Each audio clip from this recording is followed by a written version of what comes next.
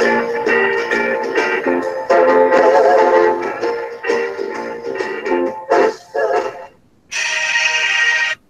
and gals. Oops. It's 11:59 at Radio Free America, and this is Uncle Sam with music and the truth until dawn. Right now, I got a few words for some of our brothers and sisters in the occupied zone. The chair is against the wall. The chair is against the wall. John has a long mustache. John has a long mustache.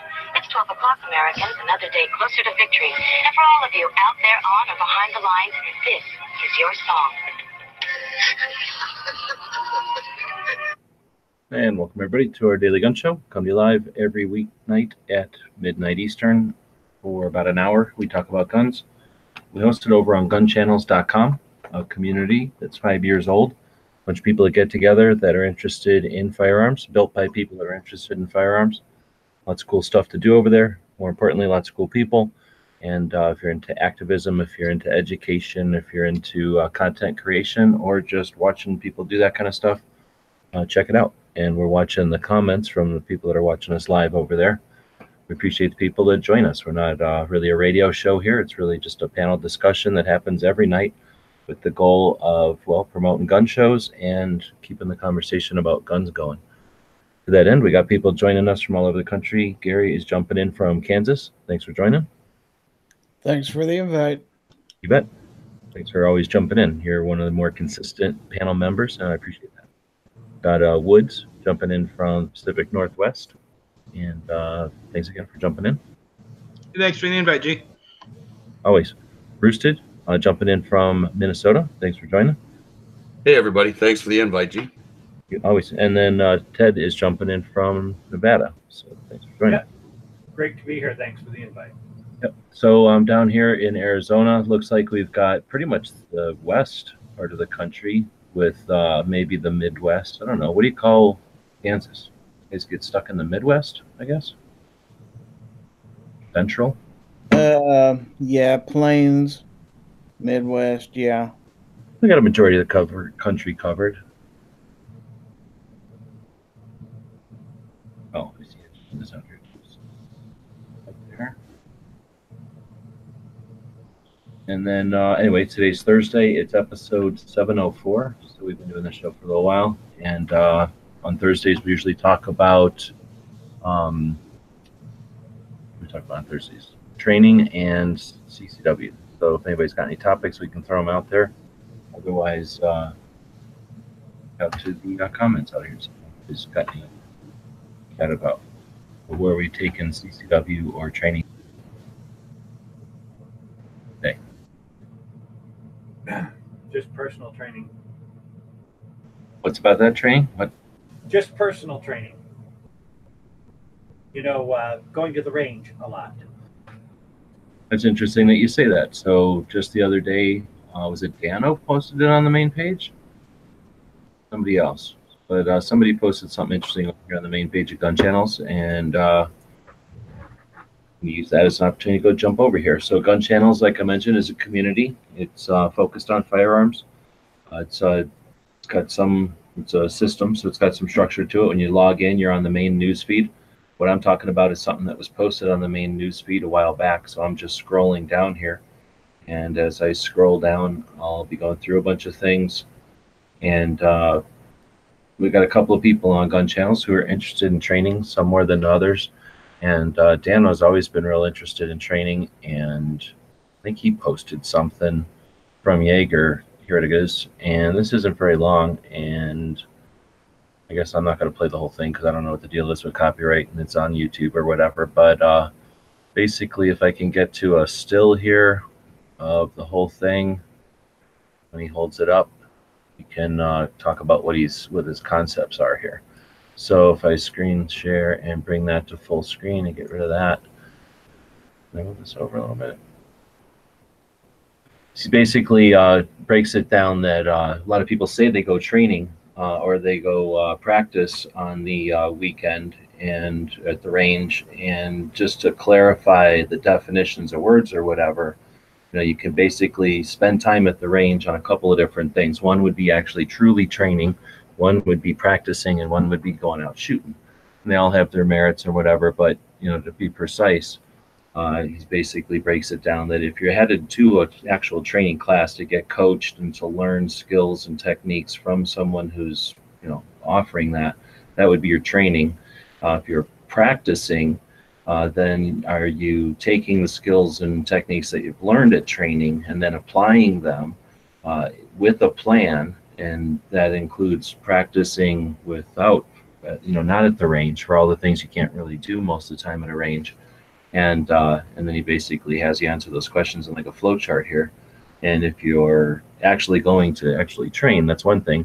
But if you're calling it practice and you're really going out there without any kind of plan and you're just throwing lead down range, that it's shooting. So I don't know if people think about that, or if that's too much for people and it's just easier to say, oh, I'm shooting, so that counts as practice all the time. Okay, what are you talking about? Like, what's the main topic? I was listening, but Teddy just said that he was headed out to the range to go practice, and I'm challenging him on, are you practicing or are you shooting? oh, okay. So, Okay.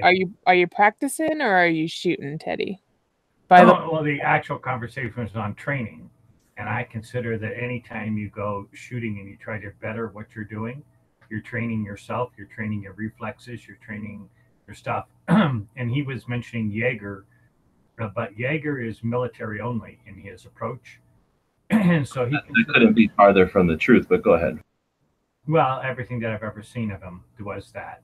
And it was, what he considers training and what somebody who goes and practices and trains their reflexes and whatnot consider training would be different.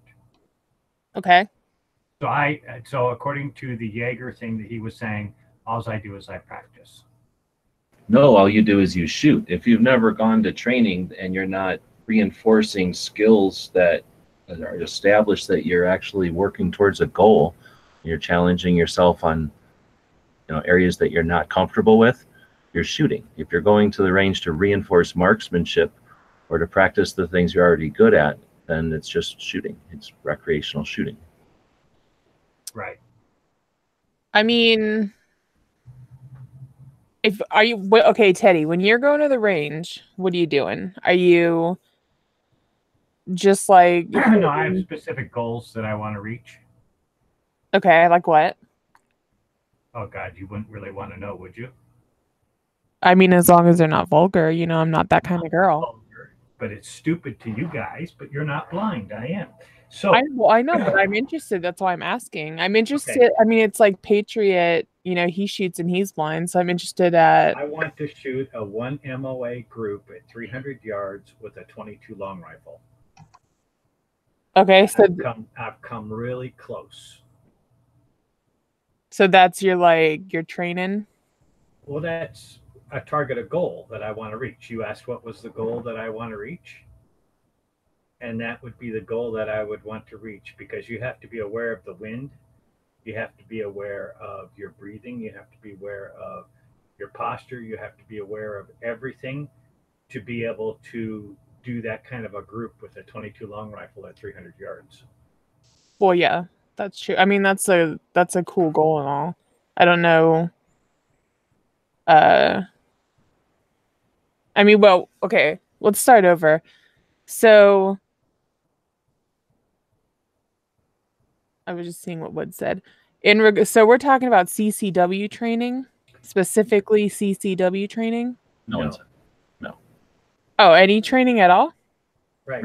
Training, and Teddy said that that's something he's been training for. That's where you came in. That's what. Okay. Yeah, I mean, that sounds cool. I'm pretty into that goal. How far away do you think you are from obtaining it? It depends on the day, but I've gotten pretty close. I've gotten within maybe 2.5 inches. Damn. All right. That's cool. All 5 bullets. At 300 yards. Yeah, that's a pretty good goal. Yeah. Well, for me, I consider that training, but according to what he was saying about Jaeger, is that I'm not training, I'm just shooting. So that's okay. I'm just shooting then.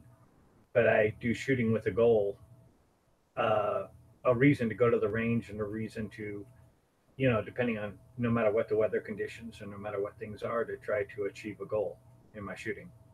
Well, then it sounds like you're practicing. Okay, I'm practicing then. Yeah. I don't know that you practice your reflexes. I think you have to train your reflexes, especially, I guess if you were talking about a CCW and whatnot, that would also be training your reflexes, would it not be?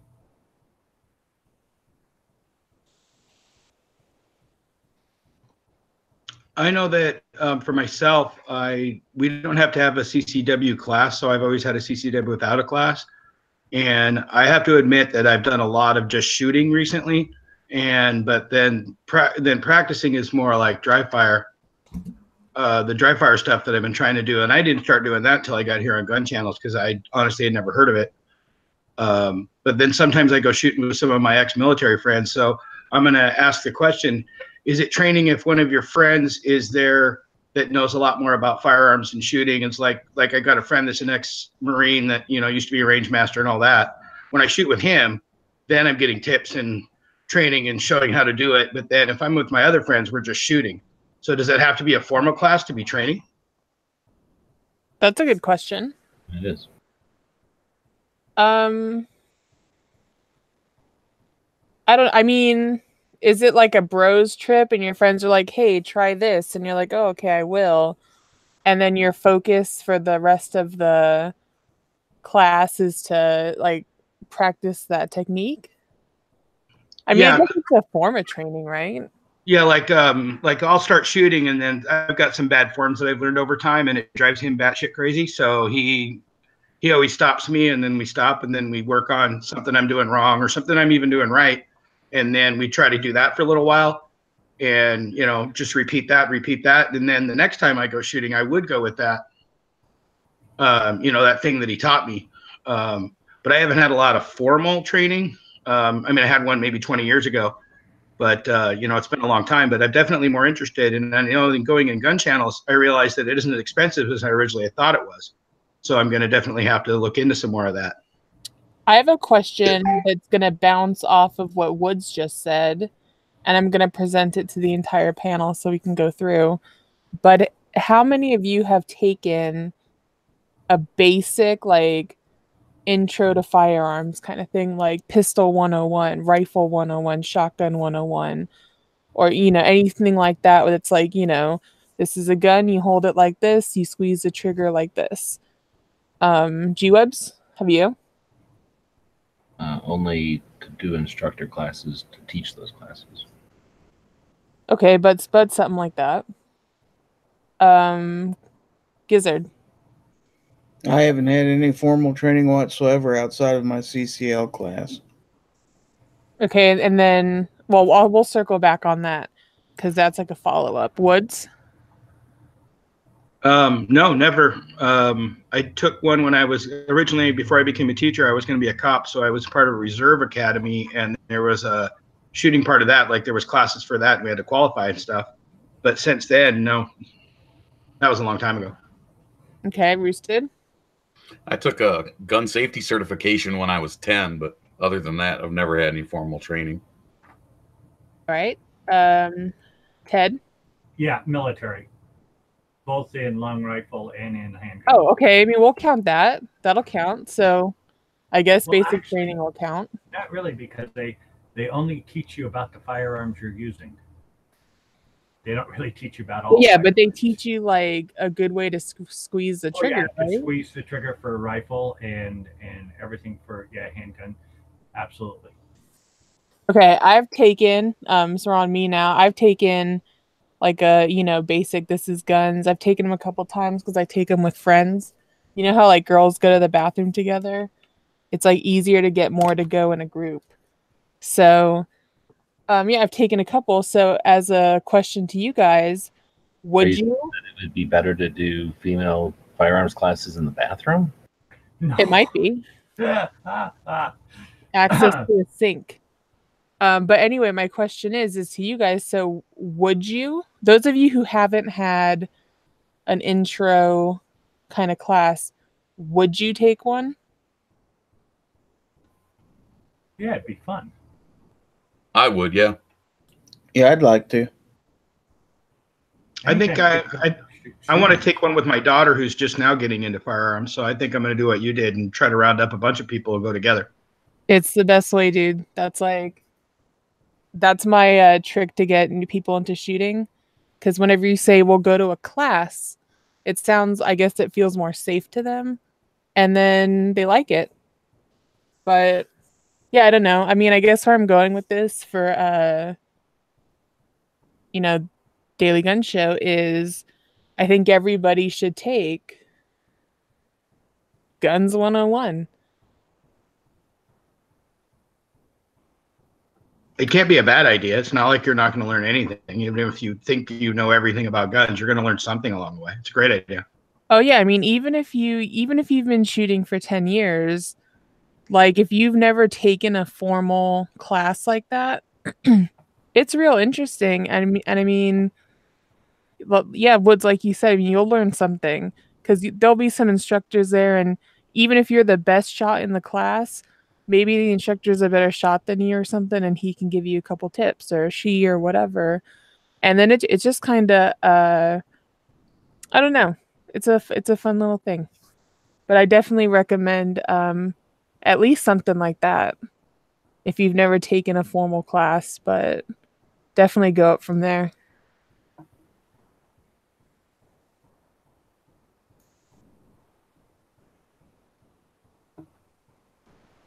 Going back to Woods talking about going out with people that are trying to give you some instruction or whatever, a big part of learning is what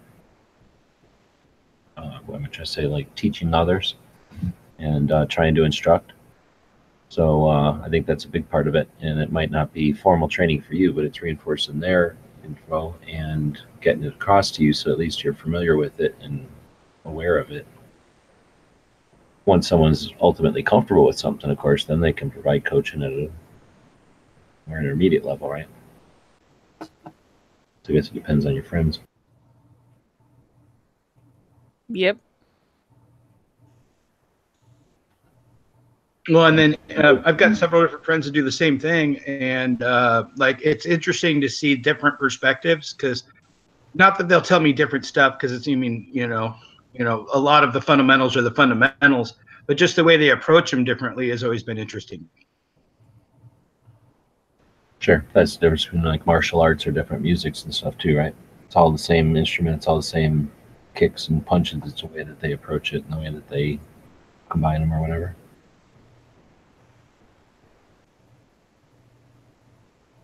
So, Angelina, you're talking about a Guns 101. What are you talking about? NRA basic pistol? NRA basic rifle? That's what I was thinking you're talking about. You're talking about something different? Yeah, it's something like that. It's, intro, ladies pistol, whatever, ladies rifle. I've taken those. I've taken, I think the NRA ones. Did these guys all just sign up to take ladies basic pistol? Yeah. Just put on a wig. It's 2018. Yeah. That's a great way to meet chicks. I was going to make that comment, but I thought I wouldn't. Today, you can't identify a gender anymore. So, anyway. So I have a follow-up question on that. So if it's ladies basic pistol, don't need to meet any ladies. I love my wife and all, but I'm trying to get my daughter more into it. She's, kind of interested. Should I sign her up for that, or should I sign her up for a class that I can be at too? I mean, I would say one that you can do together, because Who? his daughter. How old is she? 25. I'd say no. I'd say by yourself. Yeah, I mean, took it's, my kids to training just because I wanted them to learn from somebody else in the beginning. And so, but I wasn't there. I mean, I didn't participate. I let them do the training with the trainer, and so I didn't get in the way of the training. That's a good idea. I think I would probably totally get in the way. Right. That's good to think about. I appreciate that. And then when your kid goes shooting later, my theory was that if they go shooting with me, then I'm not sitting there going, remember when he said you're supposed to do this or that, you know? You want your kid just to go have fun.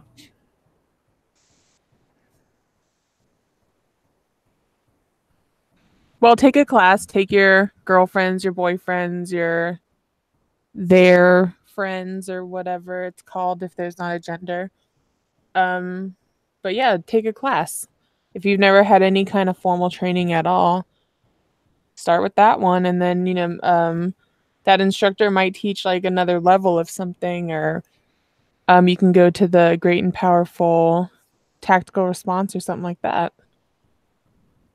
There's lots of options, so training, do it.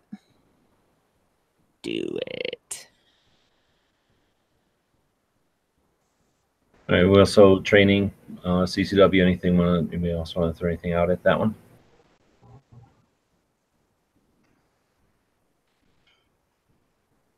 All right. So that's good there. So nope.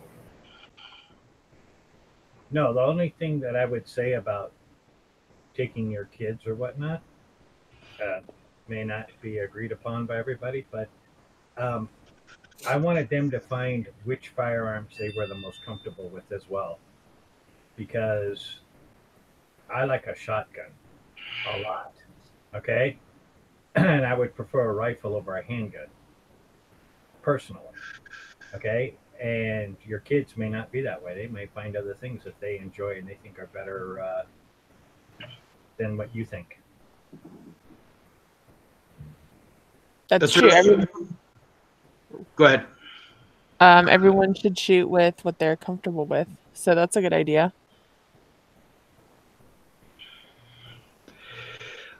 So I think I figured out what I'm going to get my daughter for Christmas now. Oh, okay. What are you getting? Some training. There you go. There you go. That's a cool thing. Go with her. Have a nice time. Enjoy a nice vegan lunch afterwards. Oh, I was with you until the vegan lunch. Yeah. Well, I guess they say French fries and beer is vegan. There you go.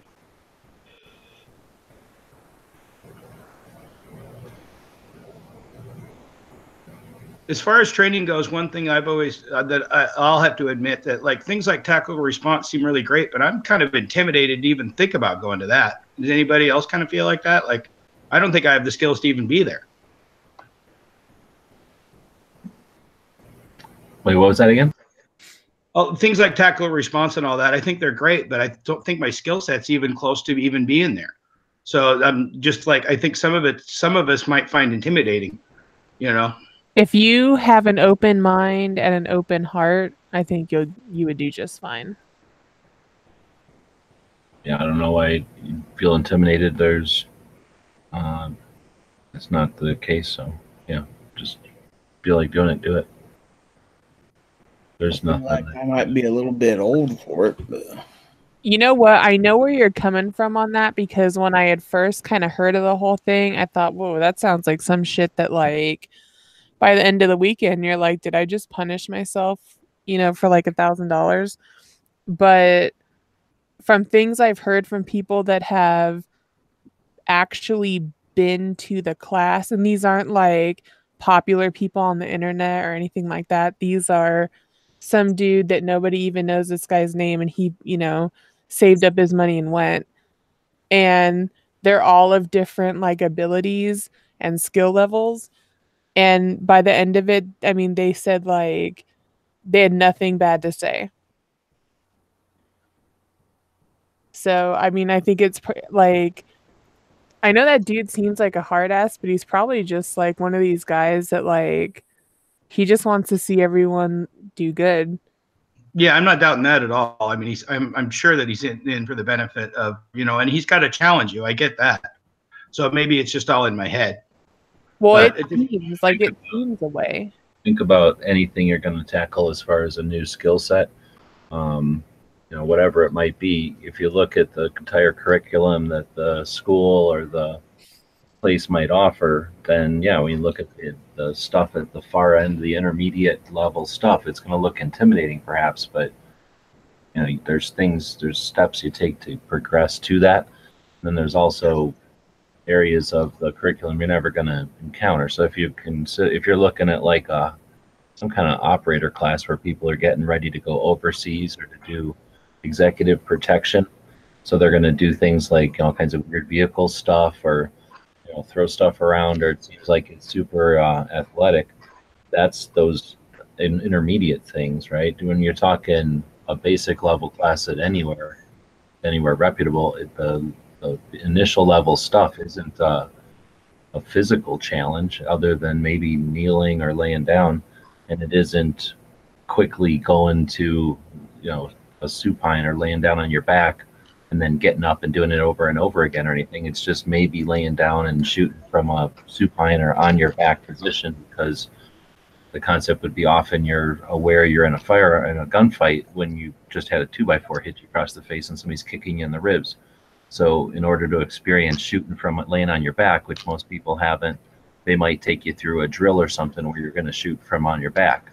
But does that sound physically difficult? I mean, if that's an issue and you've got something where you can't lay down, then you can watch everybody else do it and do it from some alternative position. But these aren't like tests of skill or feats of strength or anything that you have to accomplish. 99% of it isn't the technique anyway. It's all about mindset, and it's about the whole picture, and really removing people from the concept that an interaction, a lethal force incident is somehow a marksmanship like gunfight thing. Like there's a whole bunch, 90%, 99% of it is leading up and then the aftermath. So the incident itself is almost insignificant. It needs to be prepared for, but it's not the focus of almost any of the reputable training. It's more to prepare a person who might carry in today's society. It has nothing to do with military at all, and it has very little to do with athletic prowess. Thanks, G. That makes a lot of sense. I guess a lot of it might just be in my head, or it's new things are kind of scary sometimes. Just watch his videos. Jaeger has a bunch of videos out on YouTube. Yeah, that's the thing. When you actually go to start pursuing something and making a final decision, you start to look. You can find, well, like the Jaeger, that specific school, they have a lot of their curriculum on the web. You can find out definitely a lot of after actions. Students, after they've taken a class, are encouraged to write their reactions, right? Their perception of it. It helps in your learning by going through it all again. It gives you, the student, a way to record, just for your own use, like what you retained from it or what you got from it. And then of course it helps other people like yourself try to understand what the class might be around or what it might be about. And when you hear reports from all different kinds of people from walks of life, it makes it a lot easier to figure out what's going on in these classes or whatever course it might be. Most every class that's decent is going to have a bunch of people who've written reviews on it for those reasons. I've got a related question, but I didn't want to go down a rabbit hole if you had something else going on, G. No, Session, go ahead. Okay. When you say reputable training, so say I wanted to do one here in Tacoma or something, how do I know if they're reputable or not? It's just, I mean, almost every range has got, people there. Is it a good idea to, like, how do you know which ones are the better ones? Do you have any strategies for that? Anybody on the panel? For what kind of class? Well, for like say I wanted to take whatever the level beyond like the initial, like some intermediate one, but didn't need to go all the way to tactical response, being far down the road after my skill sets are a little better. How do you know if it's a reputable firearm trainer? I guess is my basic question. It might be a dumb question, but it's one that I've always kind of wondered. In this day and age, there's always going to be online reviews. I'd talk to people at your gun club or your range, see where they train. If they've taken training, maybe they could recommend a good trainer.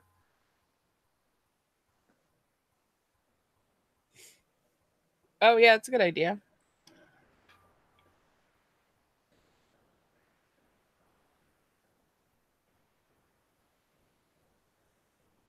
Yeah, I was also wondering, like, because the two that are near me, they both have, ranges. And of course, they've got people that work for that range that, they offer classes at the range. And I'm trying to figure out which one I think is better of the two, but I don't know really how to do that. It's not like you can go Yelp for, gun training classes.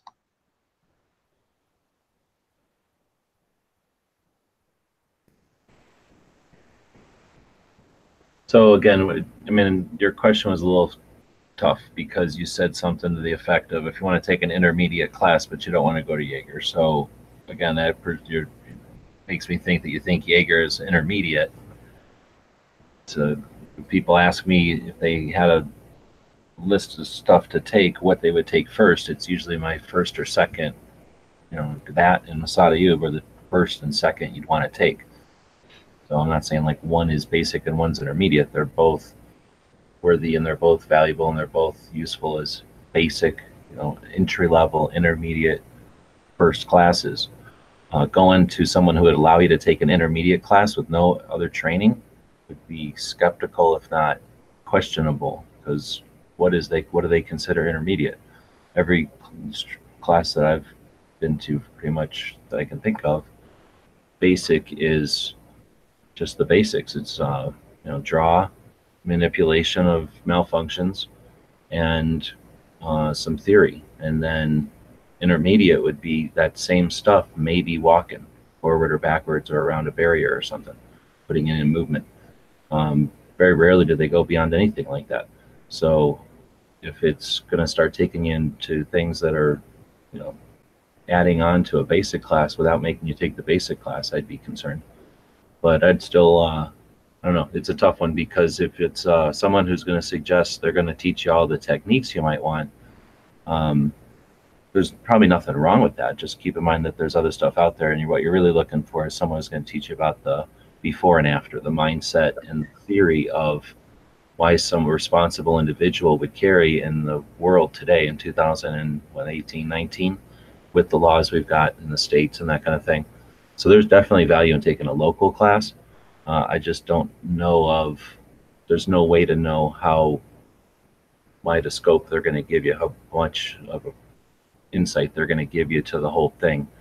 I suspect the little guys, if they've been to a decent school, are going to try to bring you that experience. I don't know if there's any reason not to go to one who doesn't just have the experience themselves in relaying that information across, but like Roosted said, you're gonna have to rely on reviews of other students for that. If the students all say, like, if it's all focused on technique, like, oh, I learned to draw great, or I like this guy's stance, or I like this guy's opinion on target acquisition or something, that's going to give you more insight than if the reviews were all like, I don't think I want to carry after this class, like this made me rethink my whole responsibility here. It kind of depends on what you're looking for too, I guess. Yeah, that makes sense. Thanks, G. Dana, you want to throw anything in? Online training. Online training. Oh, I don't know if he's feeling better or not. It definitely doesn't have a microphone that's working right now.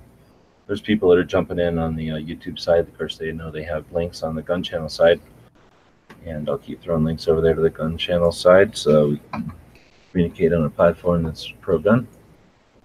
Whose microphone's not working? My microphone's working now. There we go. There you go. Something I wanted to mention, if you want to get an idea of what some of these things are like, is there are resources available for free that anyone can view. And I was trying to get the link before I got here. I'll get the link here in a few minutes. There is what used to be a DVD that Tactical Response charged money for many years. And they've now released that information free to the general public as an advertising vehicle, so that you know what to expect, as well as you kind of get aspects of the class as far as how to draw, what to shoot, why you do this versus doing that sort of a thing. And it gives you a taste of what the class is kind of like from a from an indoor perspective, which is different than than the range portion. And those classes aren't completely meant for beginners. They are not meant for people who are already operators, etc. I'll just give myself as an example. In 2013, I took the first class I ever took since I got out of the Army in the middle of the 80s, and that was an NRA basic pistol class, which we just sat in a classroom and actually it was basic firearm or something like that, and discussed revolvers, semi-automatics, shotguns, and the differences between them. Just because it had been so many years, and plus some of those things I had zero exposure to in my growing up or years since, that I wanted to fill the holes in. Let me interrupt you for a second. And because Angelina had recommended that earlier, what was your experience with that as someone who was an adult at the time? And obviously you had some understanding of all those things. Was it a valuable class to have taken? And would you take, well, go ahead and answer that question.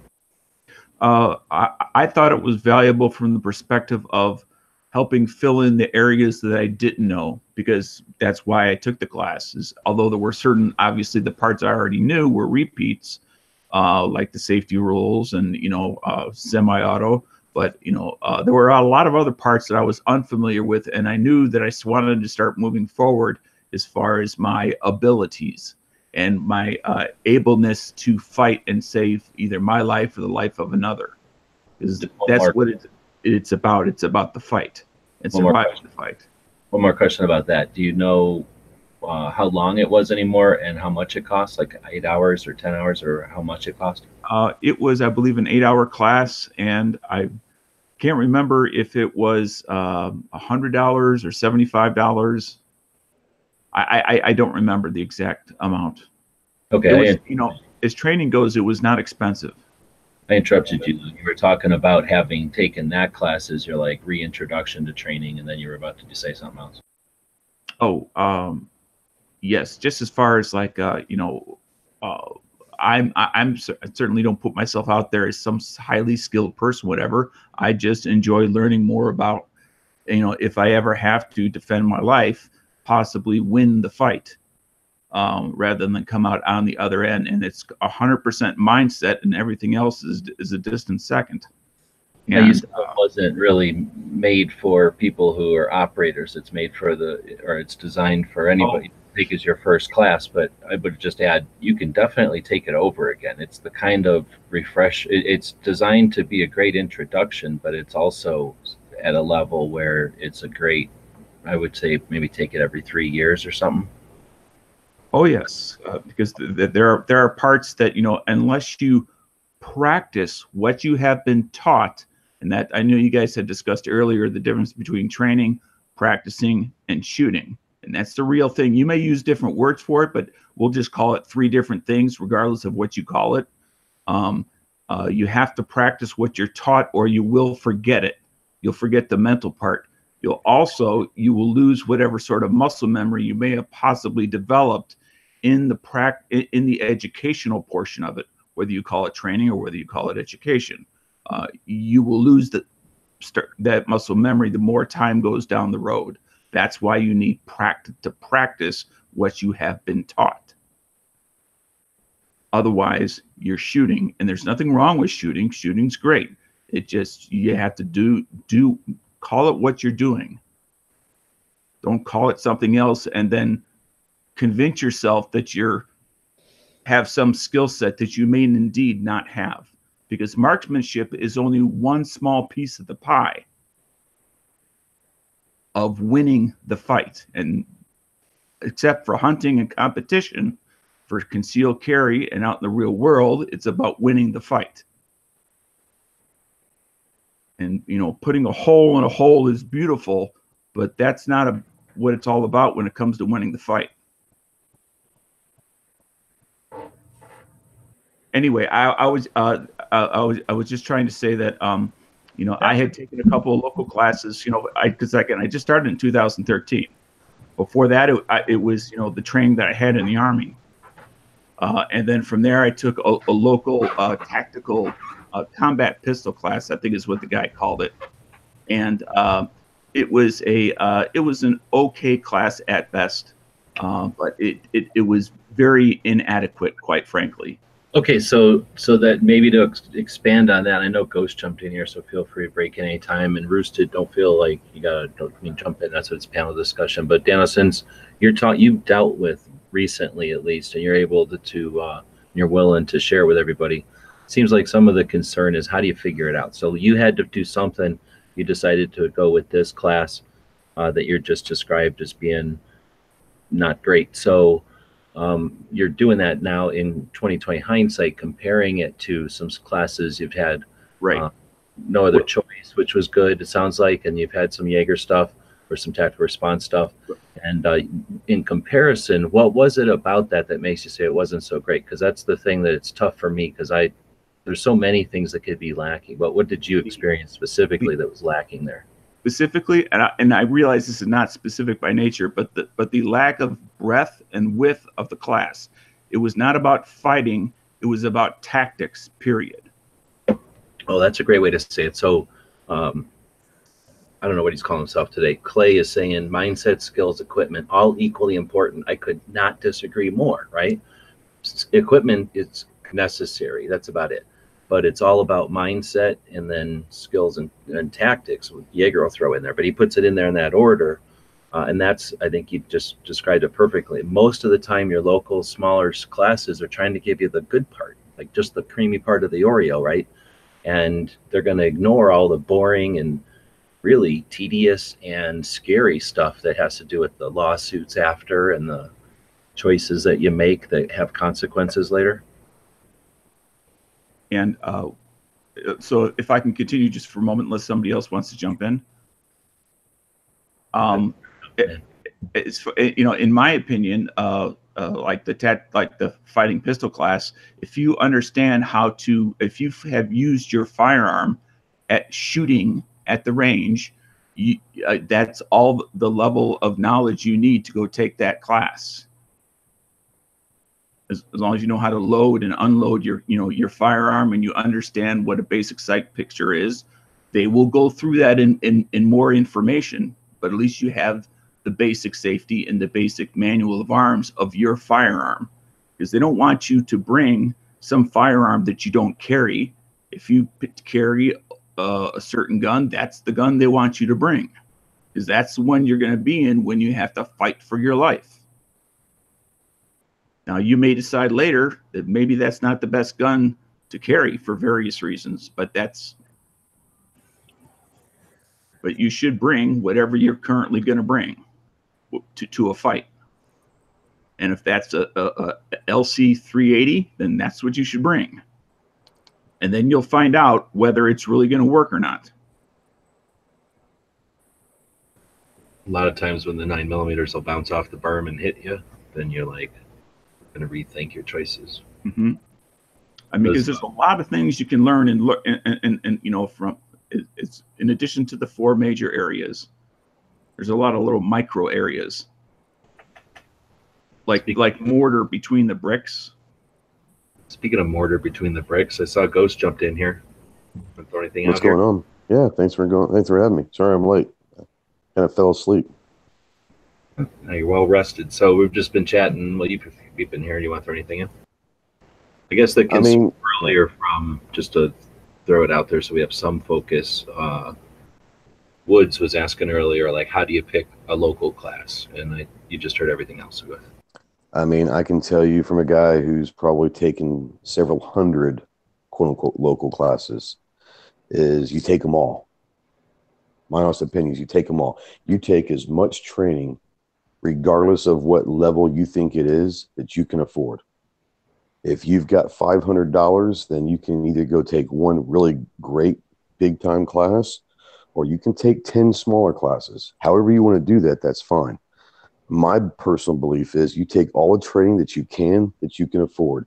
Because here's the thing, even though some of these smaller local classes might miss out on this, the critical stuff, there's something that you can take with you from every single class that you ever take. Now, if you're not satisfied with the information that you got from that one, you may not go back. but you're going to be able to take something from that class. And then you go find another class that may have a different perspective on the same thing, but they might teach it a little bit differently. They might give a little bit more information. But when you start cataloging all of the classes that you take, that's what's going to help you. You're going to get information from different people, from different perspectives, from different walks of life that are trying to pass on their knowledge. You can't take one person, including James Yeager or Masad Ayub or Clint Smith or Reed Heinrich. You can't take that one person as the gospel. Expose yourself to as many training opportunities as you can and take bits and pieces from all of them, because that's what the great ones do. And Dano knows what I'm talking about. James Yeager will tell you straight up who he got his stuff from. I pull from this guy. I pull from this guy. I pull from this guy. No one's born, a messiah of training.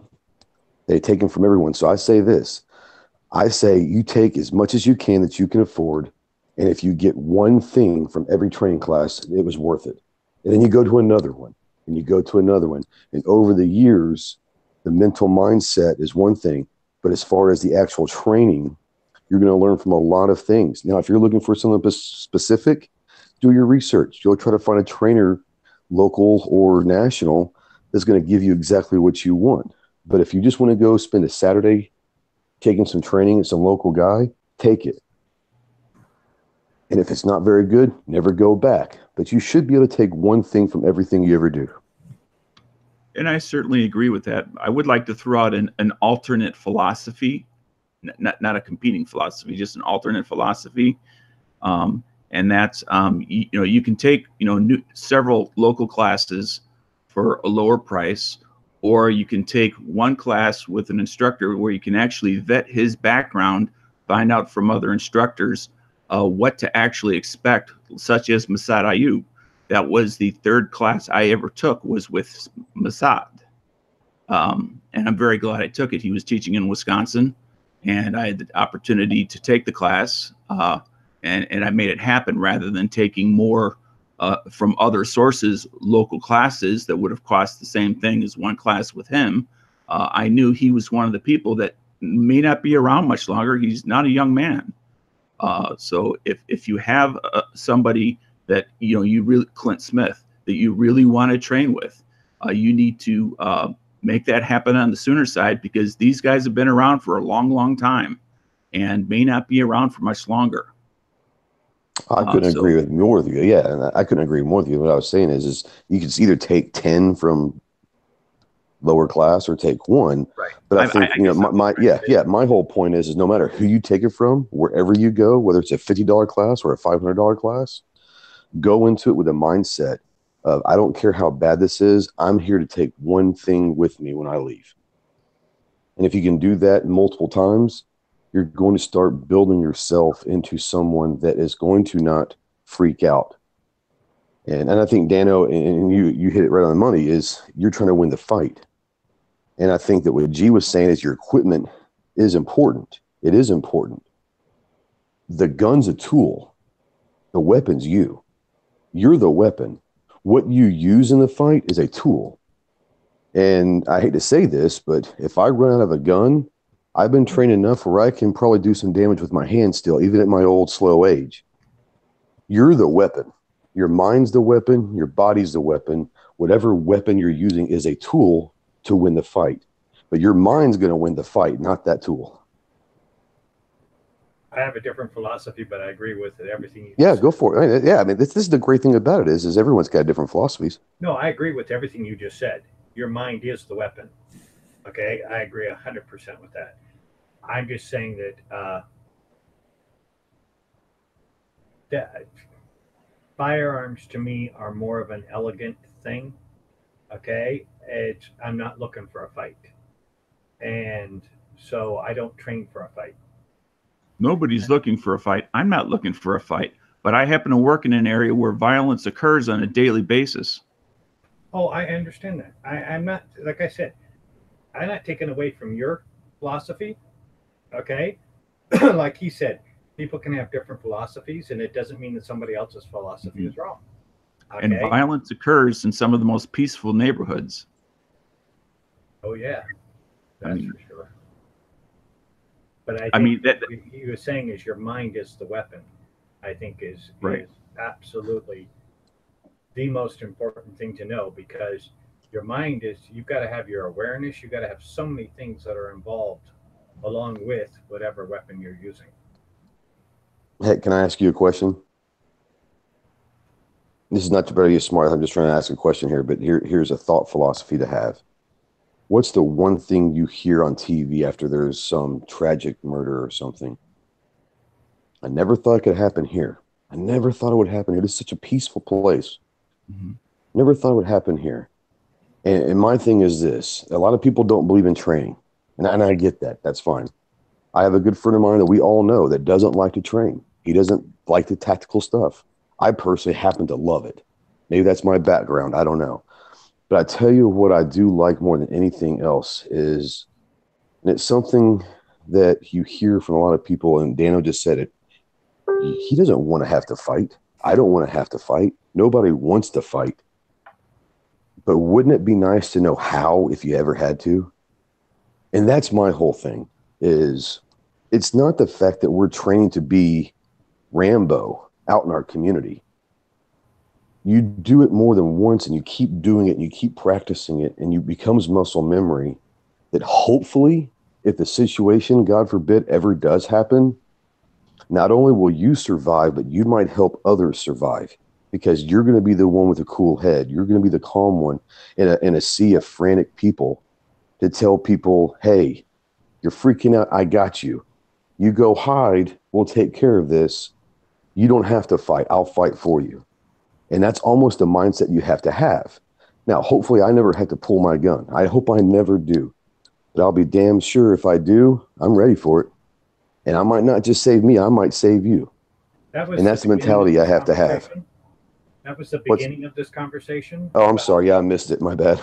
Yeah, in the beginning we were talking about the difference about training, whatever. What I said was, for me, going to the range is training, but they saying if you're not doing it officially being done by somebody who is training you, then you're not training. You're just That's correct. That you're practicing or you're shooting, okay. One of the two. And to me, I was saying that to me, training is training the muscle memory, training your everything about what you're doing with your firearm. And so that is, they were saying, is not training, that's practicing. And I considered it training only because you're training your muscle memory and everything else towards your ability to react with your firearm. Well, what is the definition of practice? Practice is the repetitive motion of a known skill or idea. Okay, you know what to do already. It's not new. You're practicing. You're repeating something you already know. Does that make sense? But you don't practice muscle memory. You train muscle memory. That's what I was trying to go at. And I understand what you're saying. We're saying the same thing using two different words. That's all. Yeah, I see what you're saying. I mean, what you're basically saying is let's say for me, the 3 levels are training, practicing, and shooting, let's say. For you, it's instruction, training, and shooting. Is that what you're basically saying? You're just saying that you use the word training for practicing, and you would use a word, something like instruction or classes, for what we call training. It's wordplay. It's fine. It makes no difference to me. What I'm saying is whatever you want to call, if you want to call it instruction or going to a class, you know, even if it's only one, at least be willing maybe to go try a class, because my thing is this: you can practice, or if you call training, you can practice all you want. But here's the thing. If you've never been taught the right way, how do you know you're practicing the right thing? Yeah, but I have been, so. You have gone to training? Yes. We say in the military back in the day. You know, there were several of us here in the Army, and I can guarantee you what you received in the Army was not the correct training. Hold on. Don't say that. I wouldn't say that at all, Dano. Training, and it was appropriate for conscript, so it was what it is, but it definitely taught you to safely shoot somebody down there. Okay, well, I stand by what I say. For today, I'm referring for defending yourself out in the world. They're two different things. I'm sorry. Well, then you're definitely right. When you put the disclaimer in the world today on the streets, it's not applicable to Army training at all. That's why I took, the But NRA also- introduction to pistol in 2013, even though I had plenty of training in the Army back in the 80s, because they were 40 years apart. Oh yeah, and they have nothing to do with each other. The military terms of engagement or rules of engagement are completely different and they're pointless. But Teddy was talking about shooting rifle at 100 yards. We're kind of talking cross things here. We're talking CCW, carrying around a gun in public. He's talking about shooting at a, controlled group at 100 yards. I have done actually additional training. I'm just going to throw a plug out there. We're on Instagram right now, and I saw that somebody from Get Guns joined, so I threw my Get Guns patch out here. Awesome gun shop in Illinois. Dano's been there. Anybody else in Illinois here? No. But Dano and I have both been to Get Guns. Cool shop. Angelina's saying that we're mansplaining, but I don't know. Are we? In the comments, are we mansplaining here? Yeah, this is a big ass fucking mansplaining session. All right. Okay. Well, That's horrible. now we're going to mansplain some history. So I've been accumulating some stuff for the 2A history project and started looking at instructors and stuff. So I expect Roosted and Woods to join in here because what the heck is this, the TED show? He's definitely taking the whole check. Gizzard's getting a cut because he's here so often. I'm getting a cut. I guess. You get a girl cut. You get a girl size cut. Maybe And then, cut out the Kitty show. cut. We can go through here and see how many of these people you people know about. So Jeff Cooper. No, sorry. No. So let's go left, right real quick. Al, Jeff Cooper. Yeah, I've heard of him. Angelina said no. Ghost. I want to say I've heard of them, but that's about the extent of my knowledge of them. Okay, Gary. Same. I've heard the name, but I can't give you very many specifics of him. No worries, Daniel. Oh, who are you talking about? Jeff Cooper? Yeah. Colonel? Yeah. Yeah, he wrote the book that you're supposed to read before he went to tactical response. Okay, that's why I know the name. No, as I said, I know the name. I can't remember why from. So, Woods. It's like 80 pages long. yeah, I didn't read the book, but I know the name. I mean, he talked about the name, so I knew the name. But I didn't know where from. Woods. I only heard of him like a week ago. From somebody chatting about him, or you? Yeah, somebody chatting about him on here. I don't remember. Roosted. No, I've never heard of him. And Ted. No, never Okay. heard of him. All right. Born in 1920, just died in 2006. Jeff Cooper created Gunsight. Have you guys heard of Gunsight, the school in Arizona, Prescott? Yes. Yep. Gunsight was basically our first shooting school. Jeff Cooper started that. He was a Marine, he was a writer, and he was in competitions back in the 50s, started some of the initial handgun competitions. And as part of that, was really there's been waves of firearms methodology, or what's the word? Like, when you had black powder, stuff, percussion guns and stuff, you're training and you're shooting them differently than when you have a bolt action gun, right? And you have a different situation when you've got a semi-auto Garand or something than when you had a bolt action gun. And then when you get a semi-auto AR or M16, I guess, that's different than a Garand. So technology has changed the way that we shoot and the way we train. So some of that stuff has kind of come along with the technology, but not all of it. So Cooper is one of the guys that sort of started the modern shooting techniques and stuff. Anybody heard of Elmer Keith? No. I don't know if to go left to right every time, just generally. I've heard of Elmer Keith. Sorry. Heard of him. Didn't he create or invent the 44 Magnum? Yeah, I think he's 44 Magnum. So he worked at the as a inspector at the ordnance in Utah, and then was a gun guy and inspected 44 Magnum and some other stuff. Developed big handguns, I think. Anybody heard of Edward McGivern? No. Never. Nope. Nope, I'm 0 for 3. He was the Miklik between 1874 and 1957. So Miklik is nothing new except the newest in a line of competition, or I guess you call them exhibition shooters, people that shoot well and inspire others and change and innovate and whatnot. Anybody heard of Spikes or Sykes? I think it's Will. I don't know what his first name is. Anybody heard of Sykes? Sykes Fairbairn? No. Was it Nope. Willie? What was his first name? I don't know. I've heard of Willie Sykes, but I don't know if this is who the same guys. Probably. So Sykes and Fairbairn, you hear them all the time. You never heard of a Sykes? Yeah, sure. Nobody? No. So No, these sorry. back, you never heard of a Sykes Fairbairn knife? OSS, World War II, Secrets, OSS. So basically, these are guys that back in the olden days were on the streets of, I forget where, like somewhere in Indonesia, like having just many fist fights, getting stabbed all the time. It's not so much stabbed, but like cut with knife fights.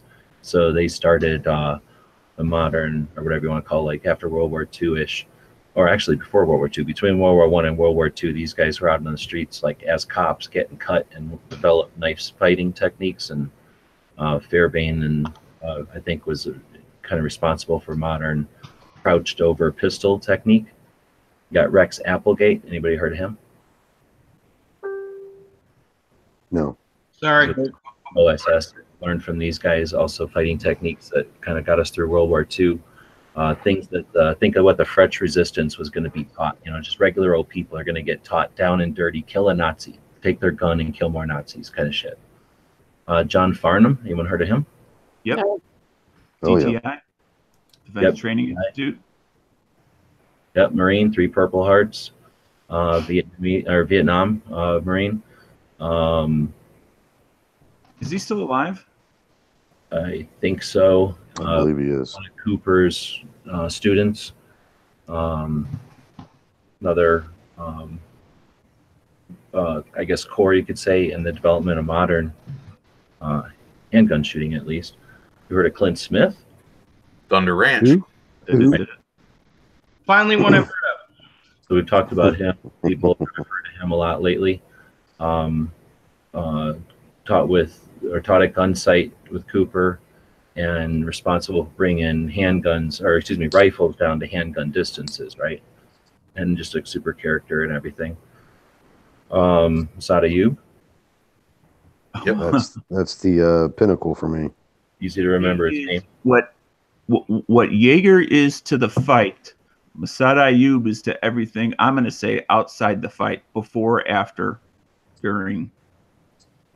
Yeah, Masada Ayub is amazing. So, a writer, I mean, I remember him from back in the day when I was a kid reading American Rifleman magazines and stuff, and he'd have a column or I think it was American Rifle, whatever the magazines were of the day, back way before internet, and magazines were all you could hope for. I remember reading his columns, and then every once in a while a book would come out, and definitely an interesting character, and super interesting to take classes from. And very warm and friendly. It's like taking a class from your grandfather. Better, yeah, like your favorite grandfather. When he steps outside for a cigarette, anybody can walk up to him. He's happy to answer questions. The most friendliest guy. It's fantastic. Yeah, one of the best dudes in the whole Second Amendment industry. An industry side, every side of it, training side, advocacy side, super knowledgeable, knows everybody. He just makes the world. He makes the whole thing better. Chapman, Ray Chapman. Mm-hmm. Chapman Academy. Yep. Yeah, I know of him. That's it. Dennis Tuller. Anyone heard of the Tuller drill? The Tuller drill, yeah. Wow. Yeah. The drill, but not the man. I didn't know the guy's name behind it. That's interesting. Yeah. Yeah, so he's a St. Louis cop, I thought, or something. Anyway, he was my Glock armor instructor both times. You have to take your Glock armor class like every 5 years or something. So both times we took it with Tuller. He's a super cool dude.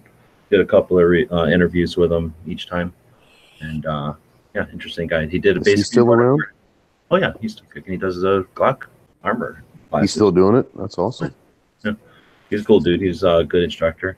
So basically, he's just a cop. You know, cops do their thing, and he wrote a paper. You know, hey, is it blah blah? You know, when do we have to worry about guys with knives? And then kind of just did a little bit of research and kicked off. And it's the whole concept of 21-foot rule. You know, when we talk about it in CCW classes and you know, justifiable use of defense and stuff, and when to be aware and that kind of thing. Like, you know, are you worried about somebody that's 21 feet away from you? Well, you should be, because they can kill you before you can react, basically. Ken Hackathorn. Yep, another one of those guys that he is still doing teaching, and if you do have a short list, that's one of those guys that you might want to get their class before they're no longer around if you're interested. or before they just quit teaching, right? Because at some point they're going to figure it's not worth the wear and tear or whatever, even though I'm sure they most of them thrive on it at this point. I got Bill Rogers in here. I don't remember why I put him in here. Probably most of this is notes taken during listening to different interviews and podcasts and stuff. Bill Rogers is on my short list, honestly. What's his deal? He's got a lot of different things. I mean, he will obviously a kind of a combative pistol, but he also will do some stuff that involves rifle and pistol for that situation where you have to transition from rifle to pistol and the differences of the thought process between the two, stuff like that. So it's kind of a little transition. So he does rifle and pistol, but there's also a class that's a rifle and pistol class that's supposedly really awesome. Right on. That might not be for everybody though, you know. Just as a side note, that's the sort of thing that's somewhat common in the rifle classes, carbine classes. Mm-hmm. Is the use of the pistol in the class in addition to the carbine? Mm-hmm. It can, yeah, for sure. Carbine classes get super diverse, like really quick from my experience. There's your basics, and then they can get super interesting, like, you know. But anyway, Ron Avery got a handgun skill on here. I think he's up in Woods, neck of the woods. I've never heard of him. Ron Avery, never heard of him. Louis Arbuck, he's gone now. South African. He was able to do, or he did some videos for Panteo, so it's possible to get some experience with that guy, but he's interesting. Paul Gomez. Anyone know Paul? He's dead on. Interesting dude. Always wore like a Hawaiian shirt. He had like sort of a different take on classes, and it was whatever it was, a AK class that he did out here in Arizona one time, and definitely a different type of. Remember that class or that movie about spring? What's it called? When you have to go to school in the summer school, with that one guy who's the teacher and he's all laid back, and the students. Yeah, Mark Harmon. Yeah. He was kind of like that guy. He was kind of laid back and kind of a instructor. I mean, not anywhere near that, but like a little bit more laid back than regular. Craig you already heard of Craig Douglas in South Narc? Nope. Shiv Works. Anybody ever seen those little knives that have a little angle to them? You defending your gun. So this is another guy who's a cop and wrestles around with knife fights all the time. It takes that experience. This is one that a lot of people will say you want to take in your general, if you really want to become a well-rounded, educated, whatever, CCW type person, whatever you want to call it, you're going to take some sort of a mental, right, gunfighting class, and then some sort of a medical, you know, right, combat medical, immediate medical type of thing, and then some sort of combative, and that's what this one would be, your close quarters, your wrestling and retaining your gun, getting stabbed and stabbing back type of stuff. So most people put this in the top 3 if you're actually looking to get well-rounded and not just play with guns the whole time. And who was that again? South Narc, Shiv Works. Okay. Shiv. All right. It's that one is definitely, you're going to roll around and you're going to hurt yourself, and you're going. Yeah, I like that stuff. It's going to be athletic because it's literally like a guy that's been rolling around with drug dealers, and it's sort of probably like the essence of what's that wrestling they call it now? MMA. Yeah, probably something like that. Sweet. Gabe Suarez, another instructor. Tom Givens from Rangemaster. Frank Proctor, Ron Avery, Milt Sparks, Mike Pannone. Any of these names? Milk Sparks, I know from the holsters. James Keating, got Lynn Thompson. That's the Cold Steel guy. I'll quit doing it since I just was seeing if anybody was aware of some of these core people. One of my efforts is going to be to try to put them and get a little bit more research, figure out, put them all in a timeline, and let people know, this, at least the modern stuff we've got now, it evolves from somewhere. I think Ghost and Dano both mentioned that Jaeger for sure will reference where he gets his stuff, where he gathered his elements from, and these are the parts. These are the pieces that develop what's next or what's now, and then that will determine what's coming up next, right? And then even further back, it's neat because you think about what was 17, whatever it was for the NRA. That was an effort to start training for marksmanship, right? And 1908, thing that created the reserve, the 1908 Reserve Act, thing that created the Army Reserve. And, you know, that was another effort to get people to higher proficiency in marksmanship, so that if we, you know, needed them, they didn't have to start from zero when we're recruiting them into the military. So anyway, a lot of instruction and stuff was all developed in kind of spurts and in waves throughout the years.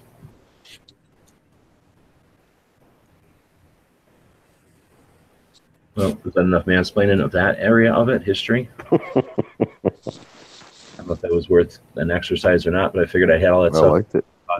Yeah, history's always good. Got Cooper out there, and he's taken some interesting firearms training over the years. I forget the one he did that they basically video to tell us if he's still listening. Which is, or do you, Dano, do you remember which is that one that would video him doing a draw or something, and then would give him coaching? And I know the guy you're talking about, but I can't recall his name. And that was more of Sheriff of Baghdad. It was somebody else. It was Sheriff of Baghdad, wasn't it? Was it? No. I can't remember. John McAfee, thanks. No, it was John McAfee. Yeah, you're right. It was McAfee. No, McPhee. Oh, okay, McPhee. But whatever. So that was more of a, you know, what would you call it? Skills, right? Building. So not really worrying about where you apply it or how to, you know, when to use it or anything, but more like when it's actually time. Here's, you know, the most efficient draw, or here's a way that you can do that with, you know, getting into position quicker, something like that. Yeah, but it was also, did you mention the use of technology in regards to that?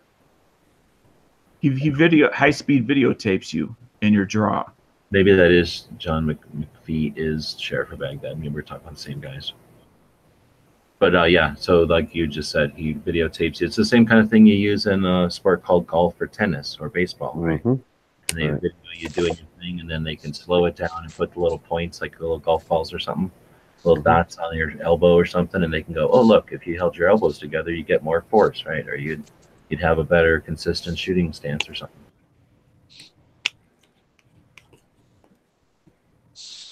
It's a good example of there's all sorts of different types of training out there. Well, I think that you're also talking about different types of learning also. You know, you can sit there and tell someone, and some people are going to get it, some people aren't, but if you show them a video and they actually see themselves doing it, that could change their whole aspect and view of what they're doing. Yeah, there's always that some people have we all have a little bit of resistance just because we're human beings, but some people have a little bit more resistance when the instructor says, okay, move your elbow in, and you're saying my elbow's just fine the way it is in your head. And then the moment he walks away, you go back to the way you were doing it before, because, you know, I was doing it just fine.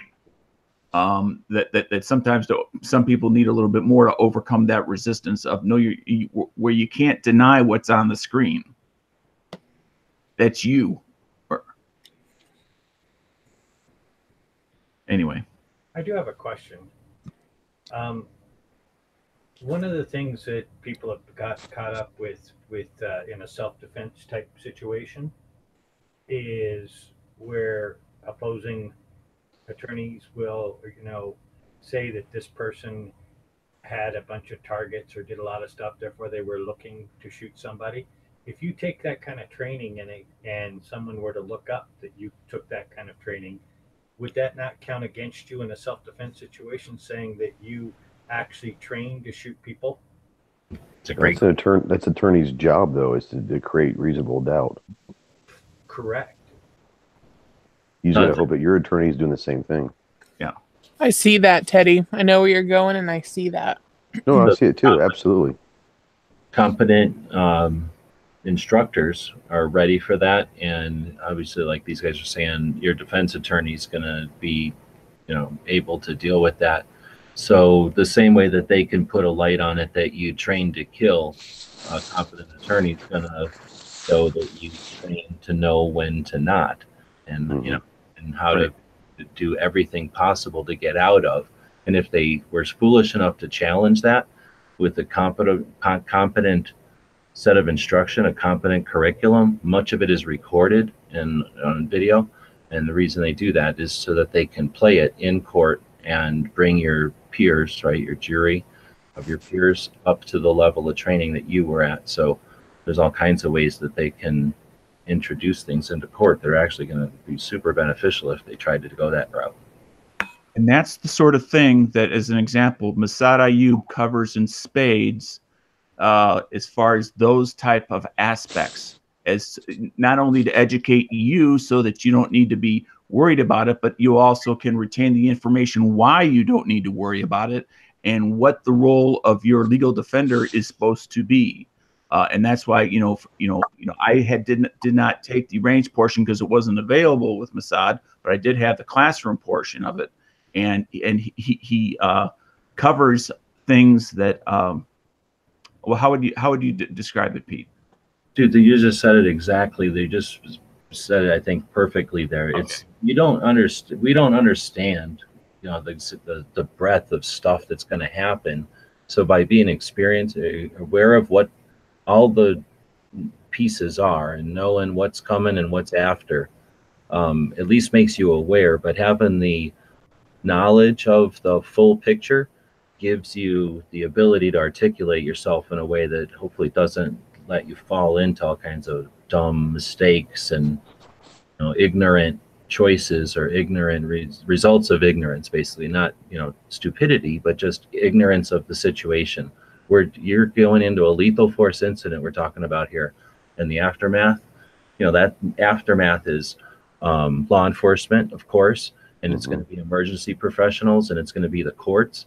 And these are people that deal with that every single day. Every single day, they're completely familiar with it, and you're experiencing it for the first time. There's ultimate consequences. Your entire future and your family's future is at stake. Not only your fortune, but your family's, a time with you on the planet and your freedom. So there's ultimate consequences, and you get to experience that all for the first time. So some of it is that, right? Being able to understand what's at stake and what's going on, and having a level of familiarity or experience level where you can articulate what's going on, and with insight, right, to what consequences and results and what am I trying to say, procedures might be. Not necessarily trying to game it like here's what's going to happen specifically, but just in general, the big picture makes you less a pawn or a drift in this whole situation that gets thrust upon you. It's not like anybody said here, nobody's going out looking for any of this. Nobody's in bad neighborhoods. This is you wake up one day and all of a sudden there's police everywhere because something happened in 14 seconds and you reacted, honorably and lawfully, and now you have to deal with all that. It's not something you go out and seek and you say, okay, I'm ready, let's go. This is stuff that happens. So being aware of all that stuff puts you in a position where hopefully you're not at the mercy of what might happen, or I guess, on TV, it shows this happens in court or something. You have at least a little real life experience and some educated advice and instruction on some of that stuff. Yeah, I've been saying for about a year or more, but this is one of the things that I'm big on is if you choose to carry, and it's not for everyone, let's be honest, carrying every day is not for everyone, but if you choose to carry, please go spend the $20 a month to get good quality insurance. And the reason why, for no other reason, is because if something does happen, you're going to be helped with and provided with an attorney that is there to litigate and has litigated shooting trials. You don't want to go get your buddy down the road who's never done anything with personal defense shootings. These companies that you pay your insurance for are going to set you up with attorneys that's what they do, and they're prepared for every single defense that the prosecuting attorney could throw at them. Yeah, they've been there, they've done that. They do gunfights. Right. Yeah, but that insurance is important even if you don't conceal carry. Oh, I'm just saying, but I agree 100%. But what I'm saying is if you're going to carry, you better have it, I was adding to what you were saying because I got the insurance just because of where I'm located. And even though I'm using a long gun and I'm not concealed carrying, still a defense situation. You better have that. That's correct. Insurance. Very true. Very true. I was just trying to tie that into your initial question is what if you're in a court? Well, that's part of it, is preparing yourself for everything. And part of that is making sure you have an attorney that's actually litigated shooting trials before. And making sure you have the knowledge before the incident ever occurs of what to do, what not to do, and how to cooperate in the right way with the police and investigators. And it doesn't matter what attorney you choose, because you can have him just listen to this show, and we've mansplained so much of Damn straight that he's going to be an expert. So you're welcome. Damn straight. No, See, sometimes mansplaining is real. If an attorney listened to this show, we'd all be in trouble. Not me. Not me. She's not mansplaining. All right, so I think that was an interesting discussion. I hope everybody enjoyed it. We tried to do a panel thing here, so it goes wherever it's going to go. The idea is to have an interactive discussion with people that are joining us over on Gun Channels. Dead Horse out there, and Taters. Taters has a live chat set up after this one, so if you can't get enough of these topics or more, head over to there and join in the conversation about guns that happens pretty much every night, thanks to the efforts of Taters and Dead Horse for either hosting and joining in. Angelina jumps in quite often. Gary's in there more often than not. Woods jumps in at night. We're lucky Hosh will jump in. Dano coughing because he jumps in there. Sometimes Dano's in there. Actually, Dano will be in there any time of day. You never know when Dano's going to be in there. I think he's getting a hernia test right now. So we did get a bunch of people in, and that way the conversation keep going on these topics or others. Take these topics, take them to the range, take them to the gun shop or the gun show. That's what it's all about. Keep the conversations going. Anybody else want to throw anything else out there tonight? I do. Go ahead. Is in a moment here, I'm going to post the link. Earlier, I was talking about how Tactical Response had taken what used to be a paid-for DVD and made it free to the public to view. It's an hour and a half. If you are interested in either some free knowledge or you might want to get a sampling of what it might be like to take a class there, it would be worth the 90 minutes watching the Fighting Pistol on DVD in a streamed format. So, thank you, Daniel. That really helped. Going to post that? Actually, it's on the inside chat right now. That's what I'm saying. I'm looking on the inside. I'm trying to. Yeah, I just hadn't gotten to the outside yet. Oh, okay. Thanks, Daniel. That goes back to my question in the beginning. I really appreciate that. Sure. Can somebody post that in the outside chat for me?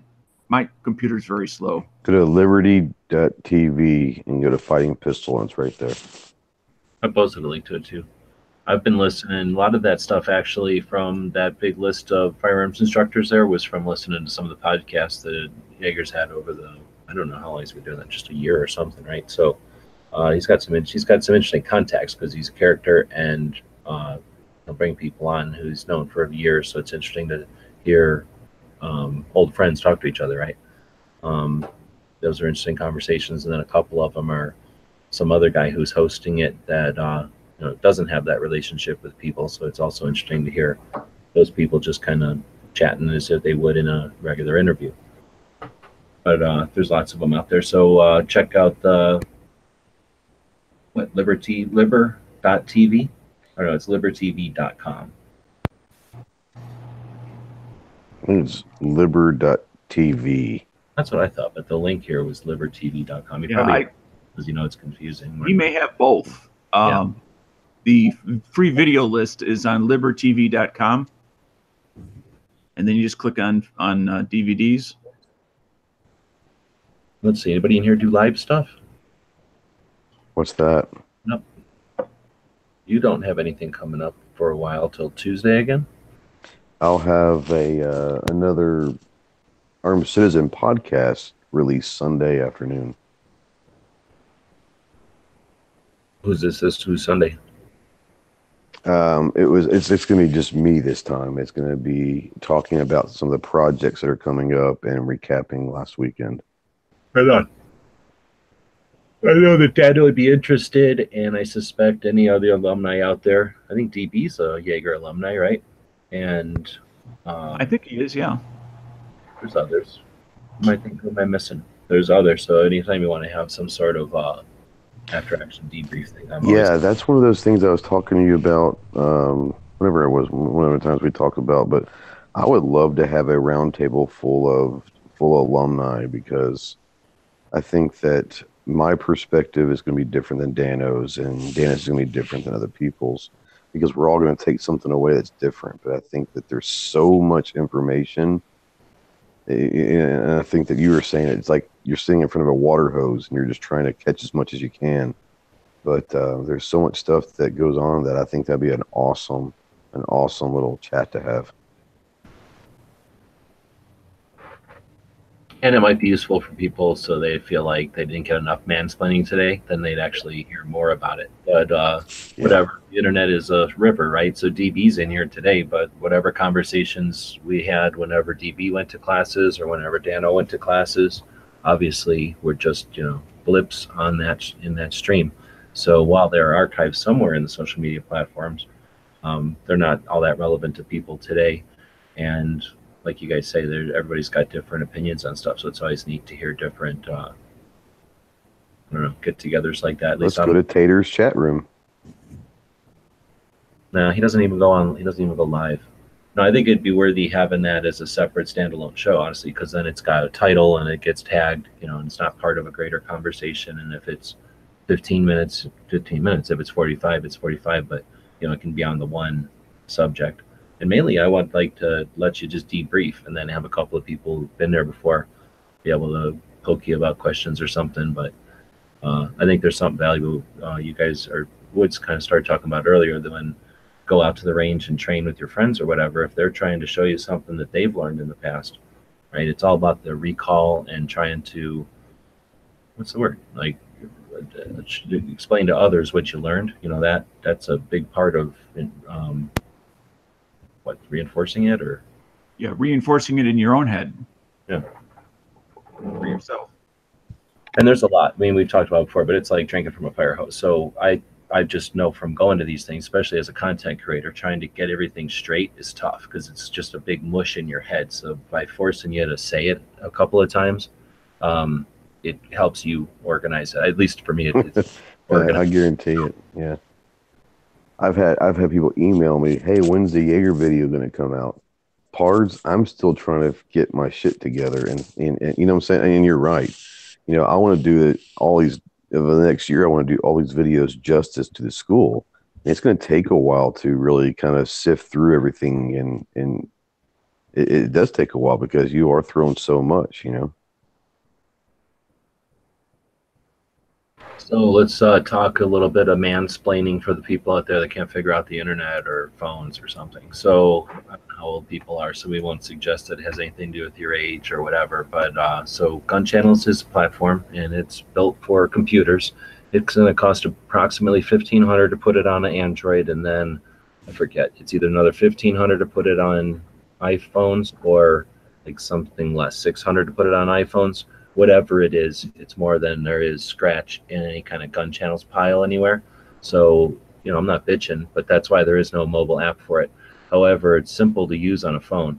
So if you're on a phone, over at the top right over here somewhere, on your browser on your phone, you're going to have an option to view in desktop mode or view as a desktop computer. And when you do that, it's going to give you a version of the screen, right? That's just a little tiny version of Gun Channels. Now on a phone, it is going to try to shove you the mobile version. So if you scroll all the way to the bottom on your phone, on Gun Channels, not in your browser, but on Gun Channels, flip it over to full sight. So that's two actions you'll have to go through. I don't know if you can deal with it, but you're going to have to tell your browser to look at it in full screen, and then tell your Gun Channels to give it to you back as a full view. And then you'll get the chat down here, and it'll pop up just like it does on your phone. You'll go to channels just like you do on the regular computer. And as far as I've seen on Dead Horse's phone and on mine and on others, and people have told me when they go through that laborious process of clicking your browser to full desktop mode and Gun Channels to full screen, that they're also able to read the text chat. If you're still not able to read the text chat, you can continue to go to a temporary text chat over here and go, I can't read the chat. Or you could write an email to me with maybe a screen capture or a more description than I can't, and then I can actually troubleshoot it. But I'm not getting paid to troubleshoot. I'm getting paid to keep gun channels online, and I might be a little testy, but we're crying out loud. You know, there's a certain amount of this stuff that, you know, I'm going to get accused of mansplaining if I tell you how to use your phone. So there's 2 tips. Click it to browser to full desktop mode, gun channels to full screen. Go over to Potato's chat, tell him to go live, click on this, and he'll see the actual chat that's going on. You'll be able to read the chat here. And then you're actually using gun channels, a platform that, you know, dozens of gun people are paying for so that we can put it online. If maybe hundreds of gun people paid for it, we'd have mobile apps, but we'll quit bitching about that. So that's a quick run through on how to get to the Taters chat over here on gun channels if you're on a phone and you've never done it before.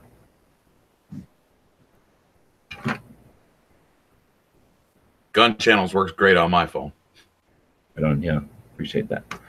So my phone died because I was watching, what do you call it before? I was running Instagram Live. So anybody have any quotes or anything that ended out? By any chance?